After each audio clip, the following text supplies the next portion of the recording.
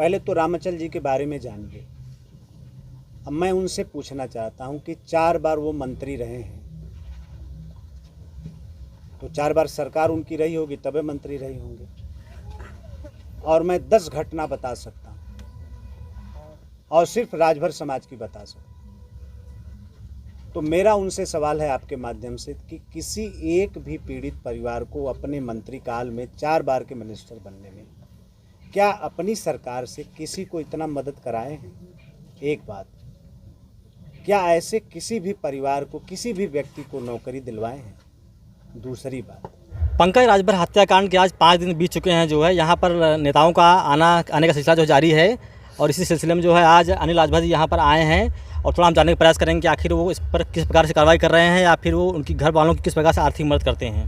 पीड़ित परिजनों से आपने मिला, क्या आश्वासन जो है की है और किस तरह से न्याय सुनिश्चित करेंगे? मुझे लगता है कि आप सभी लोग स्थानीय हैं। घटना से लेकर और आज तक की जो कार्रवाई है, मुझसे भी बेहतर तरीके से आप लोग उससे वाकिफ़ होंगे, आपको जानकारी होगी। घटना बहुत ही दुखद है, मन को विचलित करने वाली है।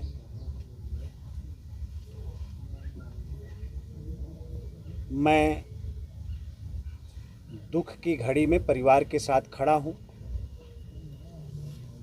हमारे सभी साथी खड़े हैं, हम सब लोग मर्माहत हैं,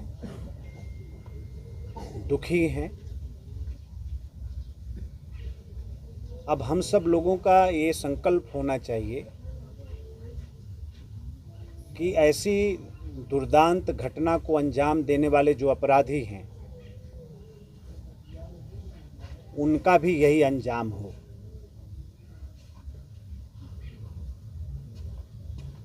उन्हें भी सजा मिले और उनका पूरा जीवन जेल के सलाखों के पीछे बीते। तब मुझे लगता है कि शायद उनको एहसास हो कि हमने किया क्या है। किसी के जीवन के साथ खिलवाड़ करना, किसी की जान ले लेना, इससे बड़ा कोई अपराध नहीं होता है। इसलिए कि जब किसी की जान जाती है तो उसके पीछे भी एक परिवार होता है।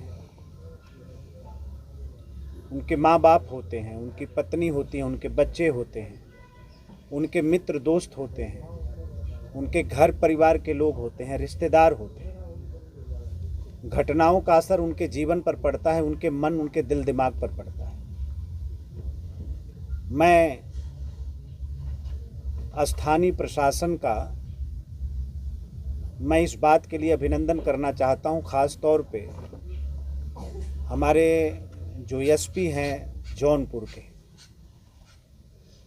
घटना के तुरंत बाद मुझे जानकारी मिली थी, हमारे बनारस के जिला पंचायत के सदस्य रवि राजभर जी के माध्यम से, और मैं निरंतर एफआईआर दर्ज होने तक, पोस्टमार्टम होने तक और गिरफ्तारी होने तक अपराधियों के, मैं निरंतर एसपी साहब और हमारे बीच में समन्वय था। हम लोग आपस में जुड़े हुए थे। स्थानीय थाना भी बाद में जुड़ा। ख़ास तौर पर हमारे जो एसपी सिटी हैं उनकी भी बड़ी भूमिका रही। प्रशासन ने जिस तरह से एफआईआर लिखा, हमारी जो तहरीर थी, हमारा जो प्रार्थना पत्र था, उस तहरीर के आधार पर जो भी धाराएं बनती हैं, उस धाराओं के तहत पुलिस ने मुकदमा दर्ज किया और अपराधियों की गिरफ्तारी हुई।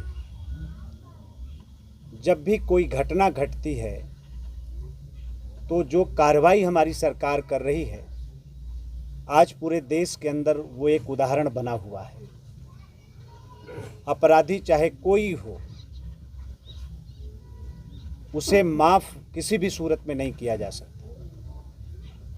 घटना घटी, हमारी जो तहरीर गई है उसमें कोई फेर बदल नहीं। जो तहरीर है उसी के आधार पर जो धाराएं बनती हैं उसके तहत मुकदमा पंजीकृत हुआ है।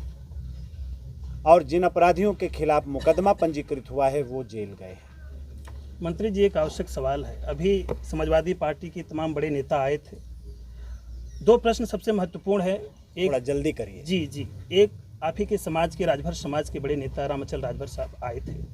उन्होंने पीड़ित पक्ष के लिए माननीय मुख्यमंत्री से 50 लाख रुपए और एक सरकारी नौकरी की उन्होंने मांग किया है। इस पर आपकी सरकार क्या विचार कर रही है? पहले तो रामचल जी के बारे में जानिए। अब मैं उनसे पूछना चाहता हूं कि 4 बार वो मंत्री रहे हैं, तो 4 बार सरकार उनकी रही होगी तबे मंत्री रहे होंगे। और मैं 10 घटना बता सकता हूं और सिर्फ राजभर समाज की बता सकता हूं। तो मेरा उनसे सवाल है आपके माध्यम से कि किसी एक भी पीड़ित परिवार को अपने मंत्री काल में 4 बार के मिनिस्टर बनने में क्या अपनी सरकार से किसी को इतना मदद कराए हैं? एक बात। क्या ऐसे किसी भी परिवार को, किसी भी व्यक्ति को नौकरी दिलवाए हैं? दूसरी बात। तीसरी बात, उनके पूरे जीवन को जानिए। अंबेडकर नगर की कचहरी में वो काम किया करते थे और गरीब हमारा राजभर समाज वहाँ से उठाकर उनको कितना बड़ा नेता बना दिया और कितना बड़ा एम्पायर उन्होंने खड़ा किया है, ये किसी से छुपा नहीं है। सुनता हूँ कई इंटर कॉलेज, डिग्री कॉलेज और पता नहीं क्या क्या है। तो सरकार तो बाद में करेगी। हम आए हैं अपने परिवार के बीच में, अपने समाज के बीच में, अपने गरीब का दुख बांटने के लिए आए हैं, अपने लोगों का। तो हम क्या मदद कर रहे हैं? पहले तो हमें अपनी मदद करनी चाहिए और उसके बाद तो सरकार से मांगने का तो सबका अधिकार है। सब लोग मांगेंगे और उनके कहने के आधार पर थोड़ा हमारी सरकार कार्रवाई करेगी। ऐसी घटनाओं का सरकार खुद संज्ञान लेती है।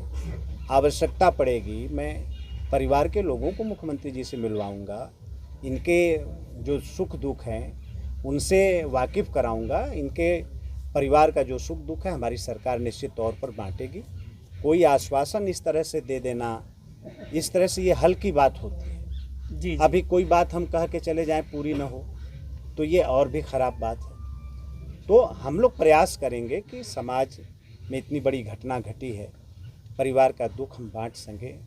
देखिए, पैसा, नौकरी ये बड़ी बात नहीं होती है। बड़ी बात क्या है? किसी की जान गई है और इससे बड़ा अपराध नहीं होता। अपराधी को सज़ा मिले। मैं आज आपके सामने कह के जा रहा हूँ, अगर परिवार सिर्फ लड़ता रहे तो न एक नया पैसे की ज़रूरत है, न किसी चीज़ की ज़रूरत है। सिर्फ परिवार खड़ा रहेगा तो उन लोगों का हश्र बहुत ख़राब होगा।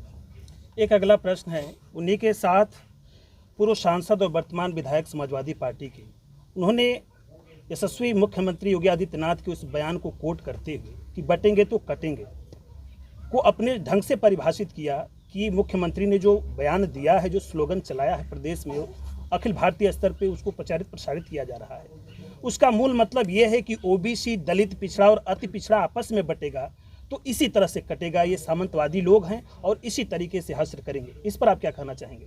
अभी भी अफजाल अंसारी को लेकर घूम रहे हैं। अफजाल अंसारी और मुख्तार अंसारी के इतिहास को आप जानते हैं कि नहीं जानते? मेरा आपसे अनुरोध है कि पॉलिटिकल बात इस समय करना कहीं से उचित नहीं है। इस तरह की बात ऐसी घटनाओं पर नहीं किया जाता। जो लोग कह के गए उनका मकसद है किसी लाश पर, किसी के मरने पर, इतनी बड़ी घटना पर राजनीति करना। अनिल राजभर का ये उद्देश्य नहीं है। मैं आया हूँ अपने परिवार का दुख बांटने के लिए, राजनीति करने के लिए नहीं आया हूँ। और उन लोगों का मकसद है आना और राजनीति करना।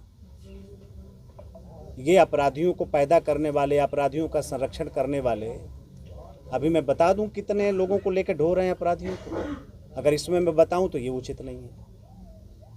तो ऐसे लोगों को बताइए कि राजनीति की जाती है, लेकिन स्थान परिस्थिति देख के राजनीति की जाती है। किसी की जान गई है, नया लड़का मरा है, वहाँ आके हम राजनीति की बात करने लगे तो ये बेशर्मी की बात नहीं करनी चाहिए। थोड़ा शर्म होना चाहिए कि हम कहाँ आए हैं और कौन सी बात कर रहे हैं।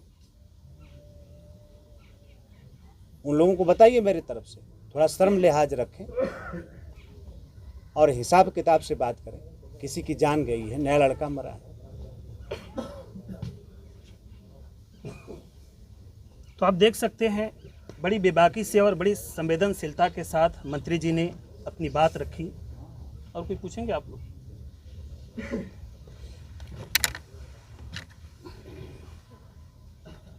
बाबू जल्दी लीजिए, एक सवाल लीजिए। एक सवाल ले लीजिए आप। बोलिए बोलिए। मंत्री जी, मैं ये कहना चाहता हूँ कि परिवार जो है वो सामने वाले का इनकाउंटर की मांग कर रहा है। दूसरी बात, आर्थिक सहयोग चाहिए परिवार को, क्योंकि उतना मजबूत नहीं है। अभी 8 महीने हुआ है करीब में शादी हुए और गौना आए हुए, अभी एकदम नई है, तब तक वो कहानी ख़त्म हो गई उनकी। उनको कुछ सहयोग की ज़रूरत। हाँ बिल्कुल ठीक बात है। परिवार को। तो मैं तो बैठूंगा इन लोगों के साथ।